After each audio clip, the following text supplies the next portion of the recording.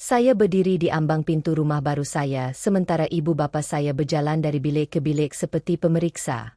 Ibu saya mengira bilik tidur dengan kuat. Ayah saya berkerut dahi. Sudah jengkel. Kemudian abang saya ketawa dan berkata anak-anak boleh ambil bilik yang lebih besar. Ketika skim ibu saya membentak dan menjerit. Jadi di mana kita semua tidur?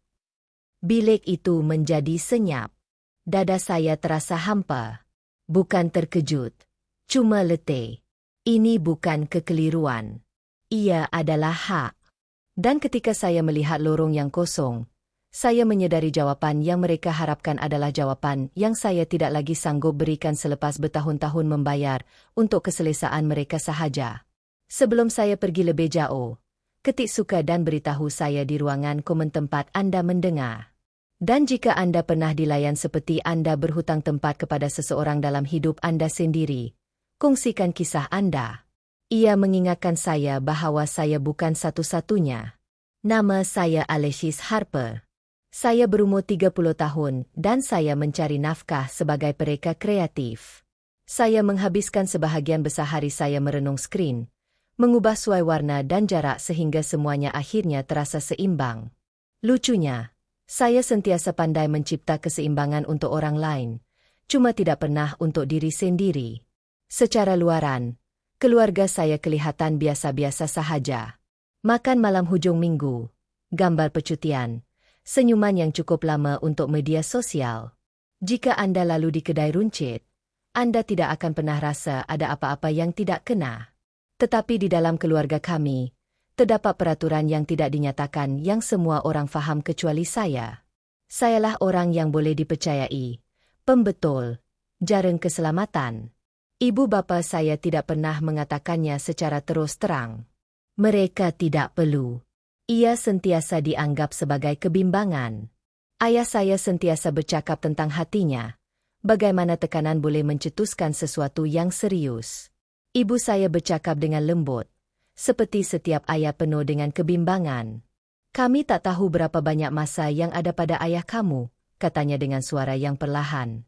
Dan setiap kali dia mengatakannya, saya rasa dada saya sesak. Ketakutan ada caranya untuk membuat keputusan untuk kamu.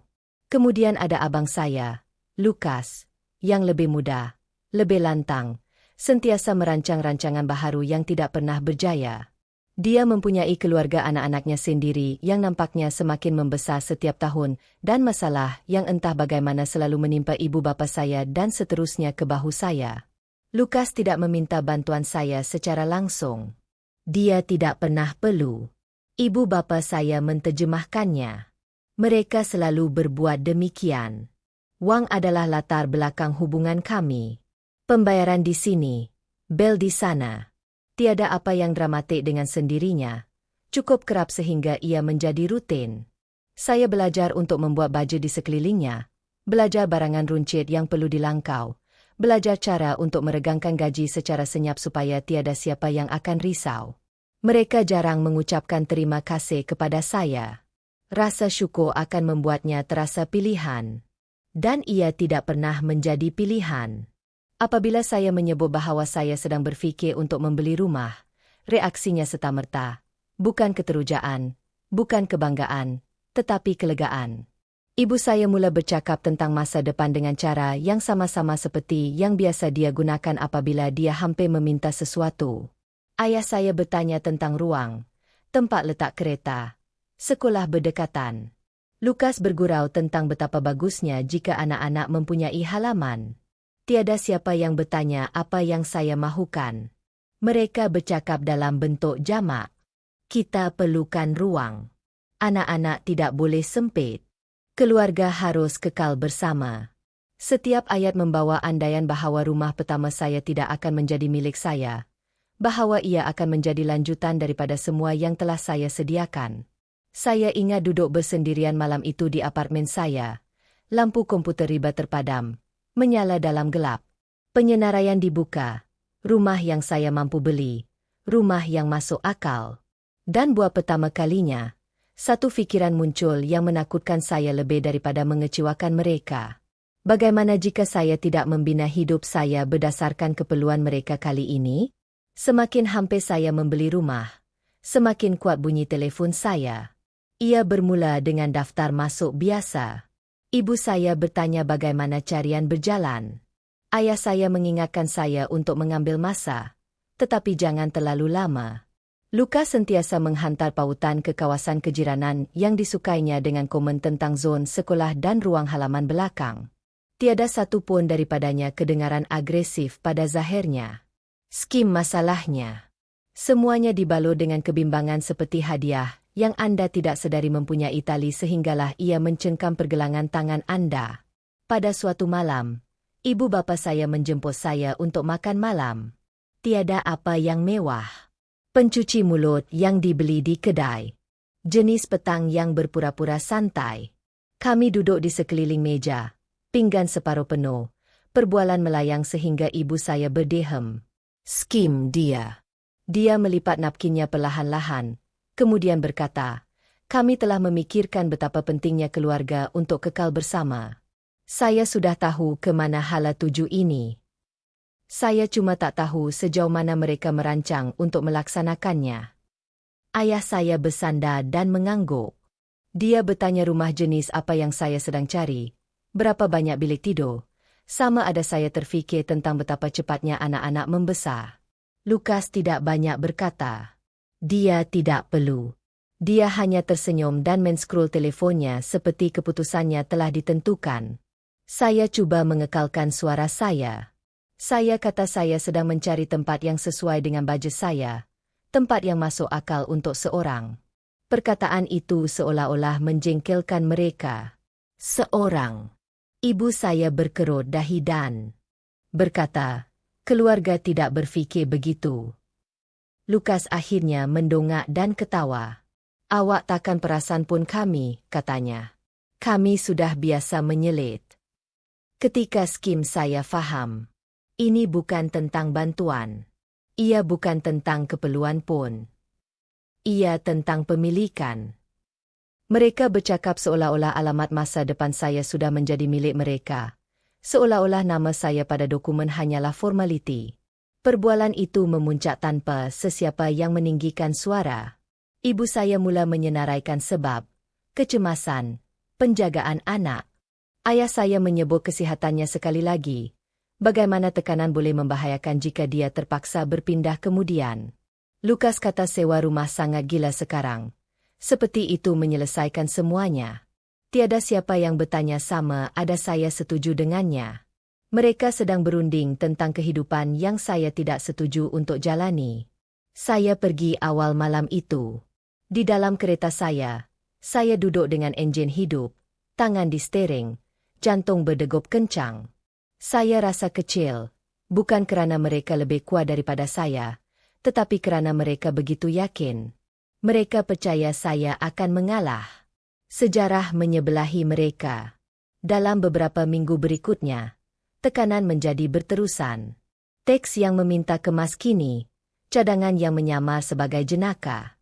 Ibu saya menghantar senarai yang jauh melebihi apa yang saya sebutkan. Lukas bertanya sama ada anak-anak boleh memilih bilik mereka. Saya berhenti menjawab serta-merta. Kesunyian mengganggu mereka lebih daripada sebarang pertengkaran. Kemudian tiba saat saya berhenti berpura-pura ini masih perbualan. Ibu saya menghantar mesej yang mengatakan, pastikan ia cukup besar untuk semua orang. Kami bergantung pada Anda. Bergantung pada Anda. Bukan meminta. Sedang mengira. Saya merenung skrin untuk masa yang lama.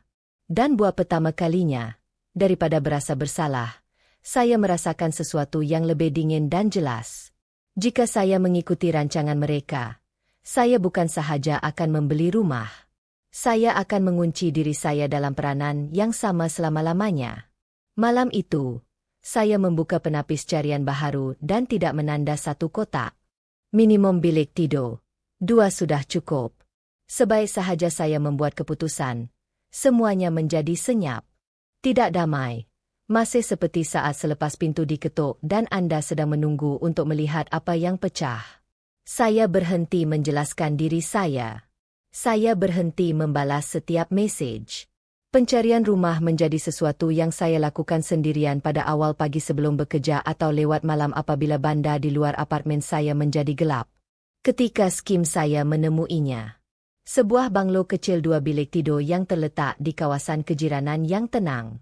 Tiada apa yang mencolok, tiada pintu masuk yang megah, hanya barisan yang bersih, tingkap besar, dan sedikit cahaya matahari yang melimpah ke lantai ruang tamu seperti ia sepatutnya berada di sana. Ia terasa boleh diurus. Jujur, seperti kehidupan yang tidak memerlukan rundingan berterusan. Saya tidak memberitahu ibu bapa saya, bukan kerana saya mahu menyakiti mereka, tetapi kerana saya tahu mereka akan cuba menulis semula pilihan itu sebelum ia menjadi pilihan saya. Saya berjumpa dengan pemberi pinjaman. Saya membaca setiap halaman. Saya bertanya soalan yang tidak pernah saya tanya sebelum ini, tentang sempadan liability pemilikan. Perkataan yang tidak pernah wujud dalam perbendaharaan kata keluarga saya. Menandatangani dokumen itu agak emosional. Tidak dramatik, cuma berat. Saya duduk di sana dengan pen di tangan, memikirkan semua masa saya menandatangani sesuatu untuk orang lain tanpa berfikir panjang. Pembayaran, bel, janji yang saya tidak sedar adalah kekal. Kali ini nama saya bermaksud sesuatu yang berbeza. Kali ini ia bermaksud kawalan. Apabila jualan ditutup, saya berjalan melalui rumah seorang diri. Saya membuka tingkap. Saya berdiri di setiap bilik dan tidak membayangkan apa-apa. Tiada rancangan untuk tetamu. Tiada pengiraan mental tentang siapa yang akan tidur di mana. Hanya ruang. 2 bilik tidur, 1 untuk saya. 1 yang boleh menjadi apa sahaja atau tiada langsung. Tolak balas bermula sebaik sahaja ibu saya mengetahuinya.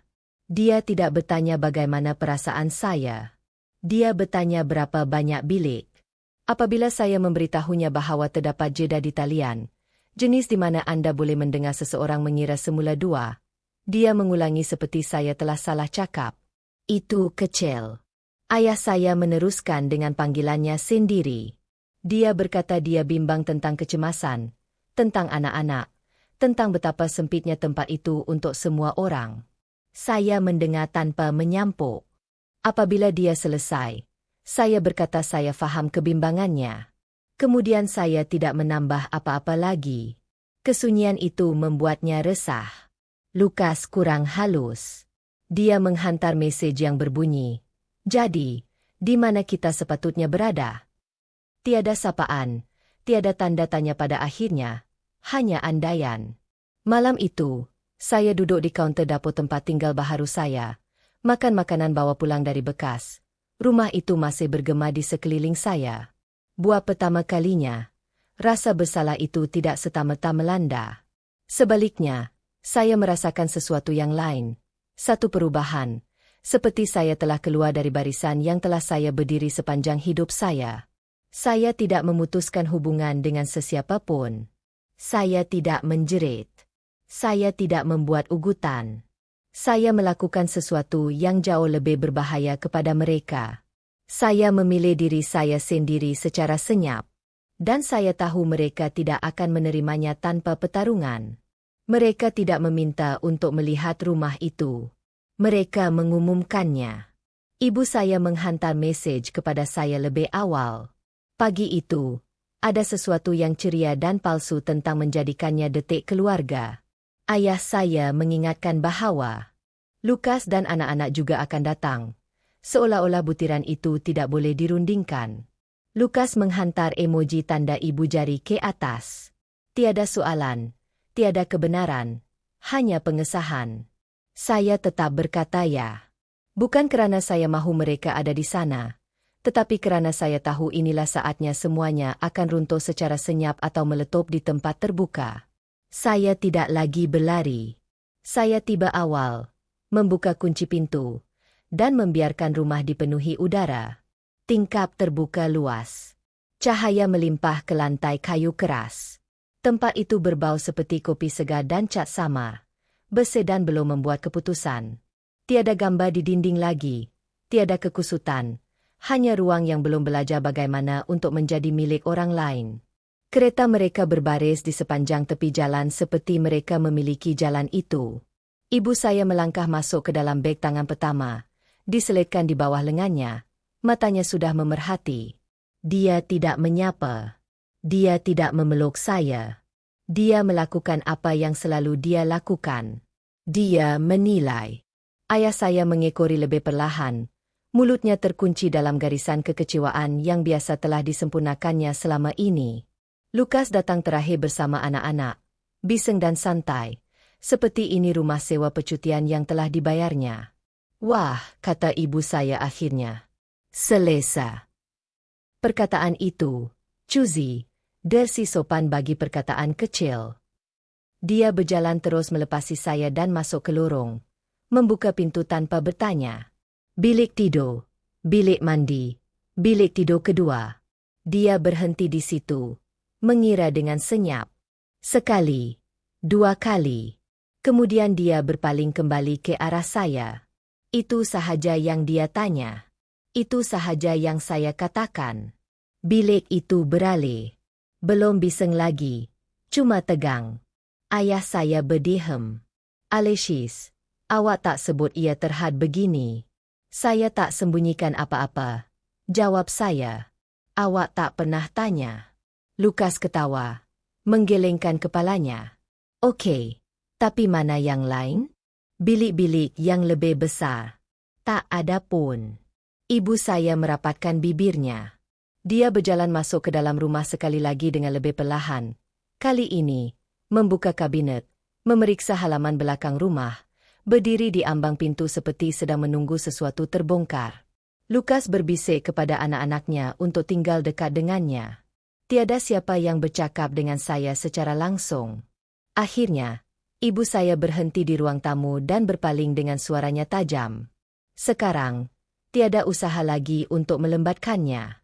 Jadi, di mana kita tidur? Dia bertanya. Soalan itu bergema, bukan sahaja kerana dinding yang kosong, tetapi kerana betapa yakinnya dia bahawa ia sah, bahawa ini adalah sesuatu yang saya berhutang jawapan kepada mereka. Lukas menyilangkan tangannya. Ayah saya menggelengkan kepalanya seperti saya gagal dalam ujian yang saya tidak tahu saya ambil. Saya rasa letih, sangat letih, tidak marah, tidak takut, hanya sudah selesai. Awak tak tidur, kata saya. Kesunyian menyelubungi dengan kuat. Lukas mengelipkan mata. Apa? Awak tak tidur di sini? Saya ulang. Rumah ini bukan untuk itu. Ibu saya ketawa sekali dengan tajam dan tanpa humor. Jangan berdrama. Saya tidak, kata saya. Saya berterus terang. Ayah saya melangkah ke hadapan. Jadi, awak harapkan kami hanya untuk melawat dan pergi? Ya. Itu kejam. Ibu saya membentak. Selepas semua yang kita korbankan untuk awak, saya mengangguk perlahan. Awak maksudkan semua yang saya bayar? Matanya berkelip-kelip. Itu tidak adil. Tidak. Saya kata ia tepat. Mereka semua mula bercakap serentak.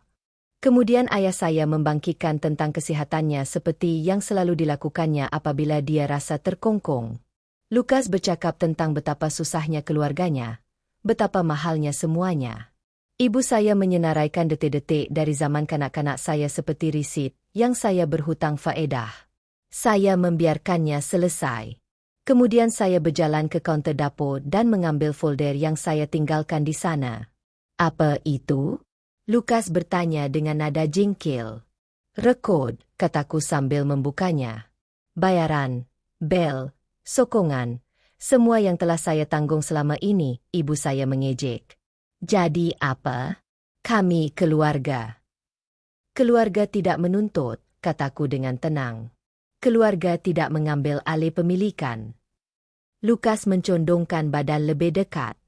Awak benar-benar akan menjadikan ini perkara yang sah. Saya sudah lakukan, jawabku perlahan.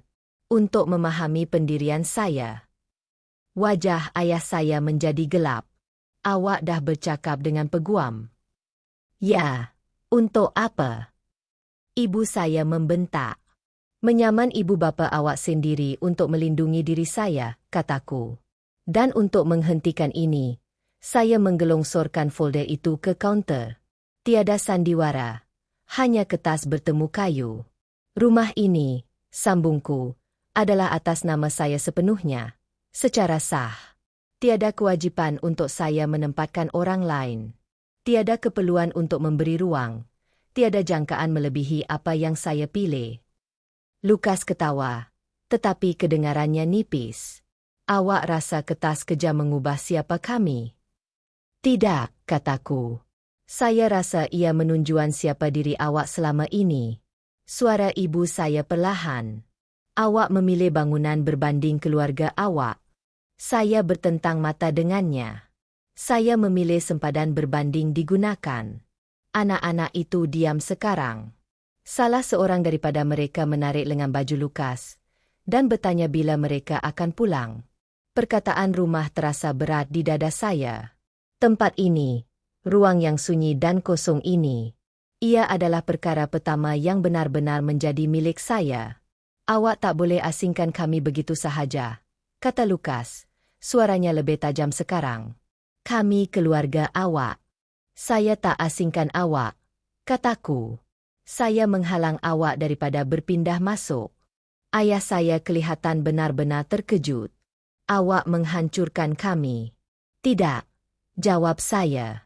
Saya keluar dari sesuatu yang tidak pernah adil. Ibu saya memandang sekeliling bilik sekali lagi. Lebih perlahan kali ini. Tingkap, sudut, ketiadaan katil tambahan. Riak wajahnya berubah daripada kemarahan kepada perhitungan. Ini belum berakhir, katanya. Senyap. Saya tahu, jawab saya. Tapi bahagian ini. Saya mengiringi mereka ke pintu. Tiada jeritan, tiada jalan keluar yang dramatik, hanya bunyi. Ayah mengiringi mereka ke pintu. Tiada jeritan, tiada jalan keluar yang dramatik, hanya bunyi tapak kaki dan pintu tertutup di belakang mereka. Bunyi klik kunci bergema lebih kuat daripada apa yang mereka katakan. Saya berdiri di sana untuk seketika. Jantung saya berdegup kencang, tangan saya menggeletar. Kemudian saya ketawa perlahan. Bukan kerana kegembiraan, tetapi kerana kelegaan. Mereka datang, mengharapkan ruang, mengharapkan kawalan. Mereka pergi tanpa apa-apa. Dan buat pertama kalinya, saya tidak rasa bersalah mengenainya. Kesannya tidak berlaku sekaligus. Ia datang dalam riak yang perlahan. Ibu saya berhenti menelepon. Apabila dia menghantar mesej teks, mesejnya pendek dan berhati-hati. Seperti dia takut melintasi garisan yang tidak kelihatan. Ayah saya menghantar satu mil suara tentang kesihatannya. Kemudian tiada apa-apa. Lukas sekali lagi cuba menghantar mesej panjang tentang betapa kecewanya dia. Bagaimana keluarga harus kekal bersama. Saya membacanya tanpa membalas dan memadamkannya. Buat pertama kalinya, kata-kata mereka tidak menarik saya kembali. Mereka tidak muncul di rumah lagi. Saya mendengar perkara melalui saudara Mara. Betapa tidak selesanya perjumpaan itu. Bagaimana ibu bapa saya merungut tanpa menamakan saya. Melingkari kebenaran seolah-olah ia mungkin menggigit. Bagaimana Lukas terpaksa memikirkan sesuatu sendiri untuk sekali ini. Saya tidak rasa menang mendengarnya. Saya hanya rasa jauh. Seperti sedang menonton cerita yang bukan lagi milik saya. Kehidupan di banglo itu menjadi rentak. Cahaya pagi di dapur. Petang yang tenang tanpa ketegangan merasuk di bawah kulit saya. Saya membeli meja kecil dan makan tanpa tergesa-gesa. Saya tidur lebih lena. Saya berhenti memeriksa telefon saya setiap beberapa minit. Bersiap sedia untuk permintaan lain. Perubahan terbesar bukanlah keluarga saya. Tetapi saya. Saya sedar betapa banyak ruang yang telah diambil oleh ketakutan dalam hidup saya. Takut dilihat sebagai mementingkan diri sendiri.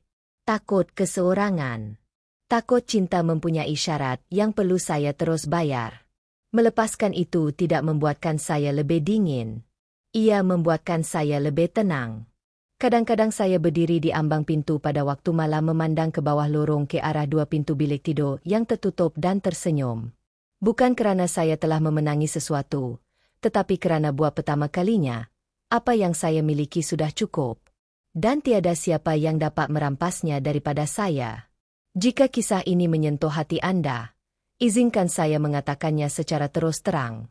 Menetapkan batasan tidak menjadikan Anda kejam. Ia menjadikan Anda jujur. Cinta yang hanya wujud apabila Anda memberikan semua yang Anda miliki bukanlah cinta. Ia adalah satu transaksi. Meninggalkan itu bukanlah kegagalan. Ia adalah satu kelangsungan hidup. Jika Anda pernah merasakan keperluan Anda menjadi yang terakhir dalam keluarga Anda sendiri, Anda tidak membayangkannya dan Anda tidak kesorangan. Kongsikan pendapat Anda di ruangan komen dan beritahu saya dari mana Anda mendengarnya. Suara Anda lebih penting daripada yang Anda fikirkan. Dan jika Anda ingin mendengar lebih banyak cerita seperti ini, tekan langgan dan teruskan bersama.